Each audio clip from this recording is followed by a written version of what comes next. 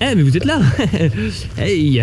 Et aujourd'hui on va se retrouver dans une incroyable vidéo, une incroyable qualité finalement, où on va essayer de se rapprocher le plus possible de la Lune pour vraiment découvrir s'il y a des extraterrestres. Et on va aller retrouver finalement notre taxi, incroyable taxi qui ne sait même pas où j'habite. J'ai mis en avant. Moi j'aime pas, j'arrive en retard. Ah, il a mis ses lunettes, hein. Il a mis ses lunettes pour mieux voir la Lune, hein, vous avez compris. Ah ben, elle est où la Lune? Ah ben, il est encore trop tôt. Elle se cache. J'espère qu'elle va pas être cachée par des nuages, sinon on aura fait tout ça pour rien, hein. On a fait des milliers de kilomètres pour venir à la plage, donc bon, j'espère quand même que pour cette vidéo, les abonnés, j'espère que ça sera quand même de qualité, quoi, hein. On aura une vue, disons, dégagée. Ah, je crois qu'on a oublié la batterie. Est-ce que t'es content? Il va retourner chez moi. Il n'y a pas la batterie, mec. J'assure qu'il n'y a pas la batterie. C'est vide, mec, c'est vide. Il n'y a plus qu'un trou. Mec, il faut aller chercher la batterie. Ah, c'est un Parisien. Il est deg. C'est un Parisien devant 92. Et en plus, il nous fait attendre. Oh le putain. Je crois que Kevin est énervé parce qu'on doit repasser chez moi. Parce que j'ai oublié la batterie. Quel thug life. Il m'a dit qu'une fois, il était allé à 50 dans une zone 30. Quel thug life. Et nous voici revenus après avoir fait un petit tour de voiture parce qu'on avait oublié la batterie de ce très cher appareil. Mais quel et excusez-le, il a fait Ginette. Il a trop réfléchi pendant l'année en fait. Du coup maintenant il... Passe-moi la caméra. Et donc nous on va commencer la vraie vidéo. Salut à tous, c'est Vince et aujourd'hui on se retrouve dans une nouvelle vidéo où on va essayer de se rapprocher le plus possible de la Lune qui n'est pour le moment pas présente dans le ciel, mais on croise les doigts, je vais y arriver, vraiment pour qu'elle apparaisse, pour qu'elle nous apparaisse finalement. Et on va essayer vraiment de se rapprocher, de faire une photo la plus proche possible. Alors j'en avais fait une en 2014 que je vous affiche sur l'écran. Alors on n'en fera pas une aussi bien dans le sens où c'était une période de super lune, ce qui veut dire que la Lune était beaucoup plus proche de la Terre. Ça peut varier de 50 à 60 000 km carrément. Du coup voilà, elle était vraiment gigantesque déjà dans le ciel de base. Mais là, même si elle est petite, je vais vous montrer donc une technique, enfin un ensemble de techniques pour essayer de s'en rapprocher le plus possible. Et qui sait, peut-être découvrir leurs très chers habitants. Blague de merde. Blague de merde. La théorie du complot. Ils nous attaquent. Peut-être que les Luniens vont voir cette vidéo et donc nous regarder grâce aux techniques que je vais donner, hein, qui sait. Alors déjà, je vais vous expliquer un petit peu mon setup que j'utilise donc pour prendre en photo la Lune. Eh bien, déjà, il n'y a pas besoin d'un appareil photo ultra cher avec énormément de mégapixels, comme on pourrait croire, parce que c'est vrai qu'on serait tenté, si notre objectif va pas assez loin, c'est-à-dire qu'il ne zoome pas assez, eh bien de recadrer dans l'image pour l'avoir en plus gros, donc d'avoir plus de mégapixels. Alors bien sûr c'est intéressant, mais ce n'est pas obligatoire, surtout que nous, aujourd'hui, ce soir, on va essayer d'utiliser en fait une technique qui se sert de la vidéo, et plus précisément donc de la vidéo RAW. Et en vidéo, donc les appareils Canon, ils utilisent seulement 2 millions de pixels. Donc on s'en fout en fait que votre appareil fasse 30-40 mégapixels, on s'en tape complètement. Ici on va utiliser que 2 millions de pixels qui sont nécessaires à la vidéo. Rappelons-le, le 1080p c'est du 1920 par 1080. Et certes en vidéo, donc on a une moins bonne qualité qu'en photo, je vous l'ai souvent répété, mais là l'avantage c'est qu'on fait de la vidéo RAW, donc on va extraire après des DNG de 1920 par 1080 qui vont être de très très bonne qualité, en tout cas au niveau du piqué, ce qui va compenser la perte de mégapixels effective. Ce caméraman ne respecte plus rien, tu es viré. Donc bien sûr, on va, vous l'aurez deviné, si vous me suivez depuis un certain temps, utiliser Magic Lantern pour faire ça. Donc aujourd'hui, on va tester avec un Canon 5D Mark III. À l'époque, la photo de la Lune que vous avez vue avait été réalisée avec un 60D, qui avait aussi l'avantage d'être un APS-C, ce qui veut dire que n'importe quel objectif qui n'était pas normalisé pour la taille du capteur, eh bien, avait un coefficient multiplicateur de 1,6. C'est-à-dire si je mettais un 100 mm, eh bien, j'obtenais un 160 mm, ce qui nous rapprochait encore plus de la Lune. Mais là, c'est pas grave, on va compenser autrement avec la qualité du 5D. Et donc, en plus de la vidéo RAW, on va utiliser une autre option de Magic Lantern qui s'appelle le multiplicateur de focale numérique. Alors oula, ça a l'air un petit peu compliqué, c'est une traduction pas vraiment littérale non plus de la fonction. Donc alors qu'est-ce que fait cette fonction concrètement? Alors elle marche que en vidéo seulement, et donc en vidéo RAW bien sûr aussi. Donc rappelons-le, il n'y a que 2 millions de pixels qui sont utilisés sur le capteur pour filmer avec les réflexes Canon. Alors les pixels qui composent l'image filmée sur le capteur, eh bien, sont répartis à intervalles réguliers. une ligne sur 3 pour être précis. Qu'est-ce que ça veut dire? Ça veut dire qu'en fait, eh bien, vos capteurs d'appareil photo font bien plus que 2 millions de pixels. Et donc, quand on passe la molette ou le titoulet en option vidéo sur le réflexe, eh bien, l'appareil ne va pas allumer vulgairement tous ces pixels. Il va en allumer que certains qui vont former une sorte de rectangle au format 16/9 et qui ne vont donc pas être contigus, comme vous l'aurez compris. On adore les bruits. Et du coup, la fonction de Magic Lantern de recadrage, eh bien, va exploiter cet alignement des pixels qui ne sont pas contigus en justement les rendant continus, c'est-à-dire en les rassemblant véritablement au centre du capteur et donc au centre de l'optique. Et ainsi exploiter donc une sorte de rectangle au format toujours 16/9, donc 1920 par 1080, on reste à la même densité de pixels qui va se trouver cette fois au centre de l'optique. D'abord, on va exploiter une meilleure qualité d'image puisque c'est le centre de l'optique qui est toujours meilleur. On va pas avoir de moiré et surtout ça va nous permettre donc de zoomer virtuellement, mais ce n'est pas un zoom numérique puisqu'un zoom numérique c'est juste un agrandissement des pixels avec un flou dégueulasse. Là, ça va être vraiment donc un zoom optique, on peut le dire, puisqu'on a trafiqué la chose. Et de ce fait, on va faire un x3 littéralement dans l'image, on va multiplier sa focale par 3.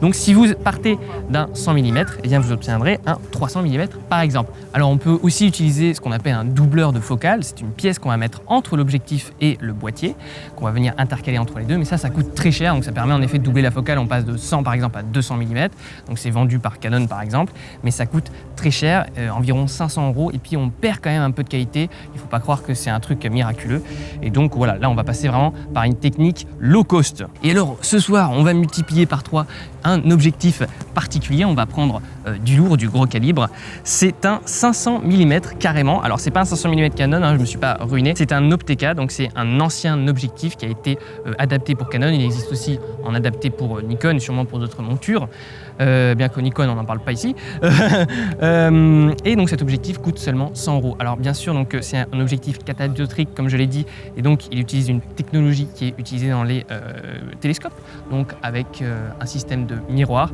et donc il n'y a pas de diaphragme, c'est-à-dire qu'il est bloqué à f8 littéralement. Mais ici on s'en tape puisque la Lune est un objet très lumineux dans le ciel et que f8 ça suffit largement. De plus, il a un petit peu de mou au niveau du piqué, mais là aussi on s'en fout puisqu'aujourd'hui les algos dans Photoshop de renforcement de netteté et de renforcement du piqué en général fonctionnent très bien et on va avoir de très bons résultats, j'en suis sûr.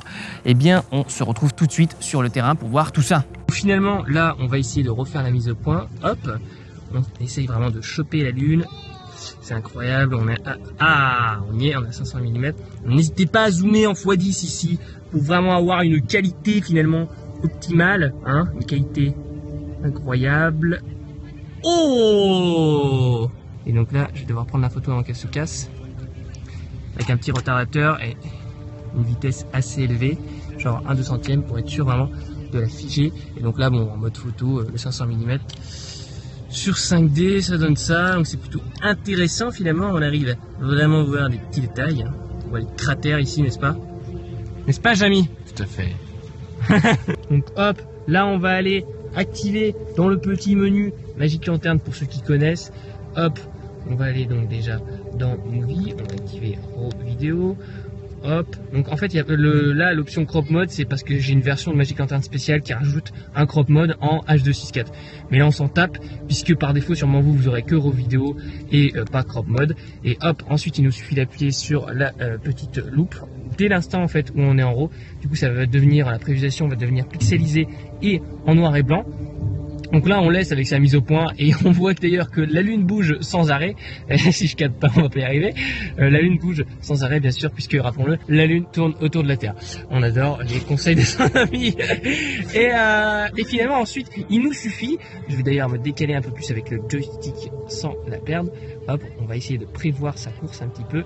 Hop, parce qu'en plus par rapport à ce que vous voyez là sur le live view et par rapport à ce qui va vraiment s'enregistrer en mode crop mode, c'est encore un petit peu différent parce que là le live view zoom en x5 alors que rappelez-vous le crop mode c'est juste du x3. Donc là concrètement on a une optique de 1500 mm et on va créer un petit RAW de tout ça. Donc en appuyant sur le petit bouton start stop, donc là on est dans le prépare, on adore la qualité. Et voilà, donc là on est un peu décalé finalement, on voit juste de droite à gauche, donc on voit qu'on n'est pas bien, et bien on va rectifier tout ça, on va appuyer finalement sur Start Stop puisqu'on a de la place, on a du 64 Go, et on va essayer de décaler vers la droite, encore en prévoyant sa course. Pourquoi ça bug? Ah oui, parce qu'on est, on est tout en haut en fait. Donc on va à fond à droite, hop, on va appuyer, ça sera trop long, je ferai du montage. On ne la voit plus. I want to see the screen, man.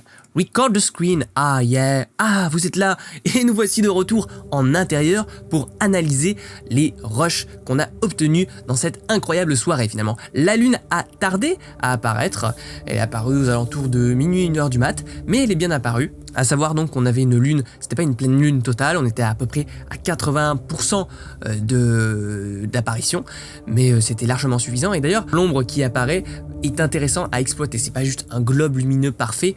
Là, il y a quelque chose, il y a un contouring, on peut le dire. Ça donne un effet de volume aussi cette ombre, parce que voilà, pareil, hein, la lune, c'est un objet qui va obéir aux mêmes lois d'éclairage que n'importe quel objet terrestre, bien sûr. Donc, mettre un éclairage particulier, c'est-à-dire pas juste une surface plane, eh bien ça va créer du volume, de la texture et ça va faire ressortir ces cratères notamment. Alors donc voici ce qu'on obtient après donc dématrissage des RAW, pré-étalonnage dans le sens j'ai juste équilibré la balance des blancs, augmenté un petit peu le contraste et la netteté donc en vidéo RAW. On obtient donc ceci, rappelons-le, donc c'est un rush de 1920 par 1080p en RAW Magic Lantern issu d'un 5D Mark III. Donc quand je fais play finalement, alors on remarque qu'il y a un petit peu de grésillement ici. Alors c'est dû à quoi? C'est pas vraiment du bruit puisqu'on était à 100 ISO je me semble, mais c'est plutôt l'algorithme de netteté que j'ai utilisé dans Camera Raw donc pour dématricer les RAW qui en augmentant un petit peu les bords a aussi augmenté un peu le bruit. Mais voilà, c'est très peu visible et puis de toute façon avec les algos de compression quand on va le mettre sur le web, généralement ce genre de petit bruit très léger va disparaître. Alors là on voit d'ailleurs que la lune se déplace hein, aussi, mais de manière très lentement, même si on est aussi rapproché d'elle finalement, et donc on voit que le crop eh bien, fonctionne très bien. La lune occupe presque tout le cadre finalement. Si on aurait encore plus zoomé, là on se serait vraiment vu avec une sorte de carte de Google Maps de la lune.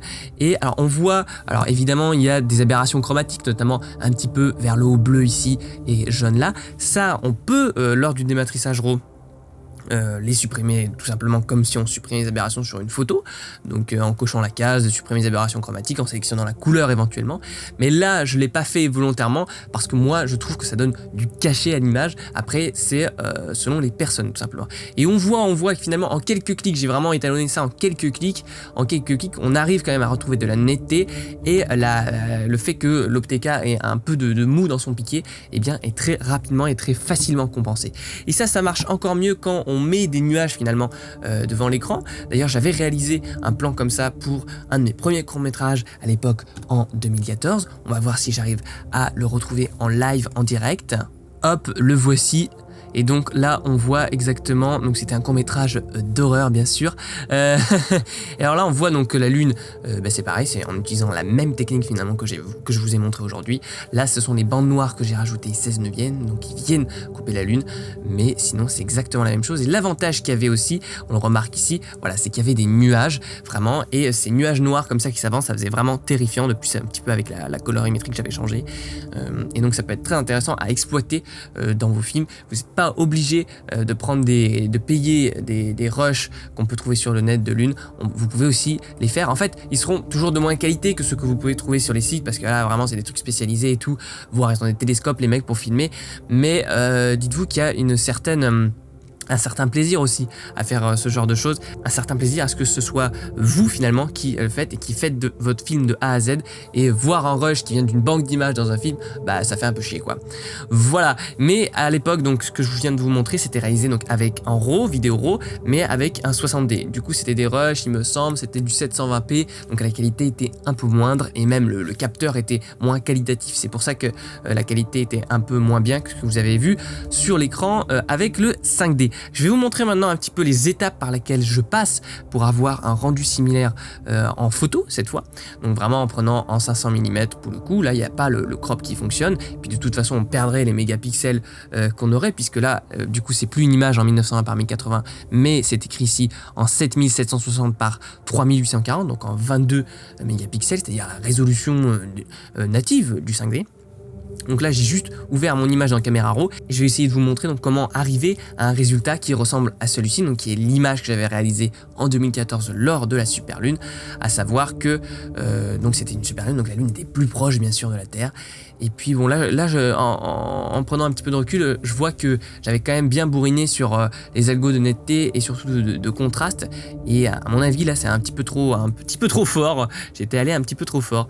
Hop, alors donc voilà, j'ouvre mon image dans Camera Raw. Je vais commencer par zoomer d'abord, histoire de voir un petit peu sur quoi je travaille. Donc on voit qu'on garde quand même une bonne qualité, ça c'est agréable. Et aussi parce que donc quand on est, d'ailleurs j'aurais encore dû augmenter la vitesse, quand on prend des photos d'aussi loin, rappelez-vous, donc il y a la règle pour pas que les photos soient floues en termes de vitesse d'obturation, c'est 1 sur la focale. Donc si j'ai un 50 mm, je dois avoir minimum un 50e et le mieux ce serait de doubler pour être sûr d'être net finalement, de figer l'image, donc de shooter avec une vitesse de 1 centième. Or là j'étais à 500 mm, donc vous faites le calcul aussi, il aurait fallu faire 1 sur 5 centièmes et 1 millième tout simplement. Or je l'ai pas fait, j'en ai rien eu à foutre parce que c'est vrai qu'il faisait aussi nuit quand même, j'avais pas envie d'augmenter les ISO pour vraiment avoir la qualité maximale, surtout qu'en plus la lune bouge et voilà, le trépied était pas top et tout, et donc j'ai shooté au 1/2 centième. Mais j'ai utilisé, comme vous l'avez vu dans la vidéo, un retardateur donc réglé sur 2 secondes, ce qui me permet en fait de hop, donc j'appuie sur le déclencheur pour lancer le retardateur, donc tous les micro tremblements finalement se redirigent, qui se sont mis dans l'appareil photo se redirigent vers le sol au bout de 2 secondes et l'appareil photo est complètement immobile normalement quand celui-ci prend la photo.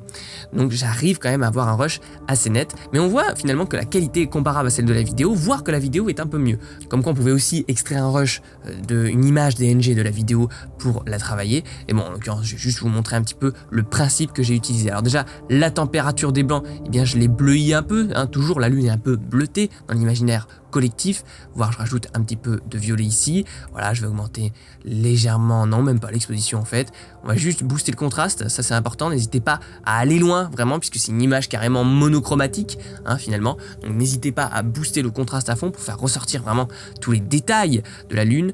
Alors ça non, ça c'est les hautes lumières, on va pas trop toucher. Les tons foncés finalement ça serait pour augmenter un petit peu l'ombre ici, mais elle est déjà bien présente donc inutile de changer trop. Donc hop, je vais remettre à 0. Les blancs c'est pour augmenter vraiment que le contraste dans les hautes lumières, hop. Et les noirs donc vous l'aurez compris dans les basses lumières, là pas besoin de trop toucher. La clarté à 20 bah, c'est déjà pas mal, voilà, on va... Vous voyez, si on fait trop, ça nous rappelle l'ancienne image, donc non, hop.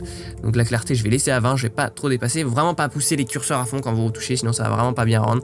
Donc là, quand je augmente à fond la vibrance, ça me permet juste de voir finalement quelles sont les couleurs qui sont présentes dans mon image, quelles sont les couleurs que j'arrive pas à voir et qui vont être révélées dans les prochaines étapes de post-production, et je vais pouvoir maintenant choisir si je les garde ou si je désature vraiment l'image. Donc n'hésitez pas à désaturer la vibrance, pour garder un peu quand même de couleurs présentes, voilà, pour avoir un beau noir et blanc. Ensuite, on va venir aussi un petit peu dans la courbe jouer avec le paramétrique. Hop, voilà, histoire d'avoir une bonne teinte. Et on va augmenter un peu la netteté. Hop, je l'avais déjà augmenté tout à l'heure. Donc là, c'est pas mal. Ensuite, eh bien, je vais ouvrir une image finalement pour passer de Camera Raw à Photoshop. Donc là, je vous montre vraiment un workflow Photoshop Camera Raw. Hop.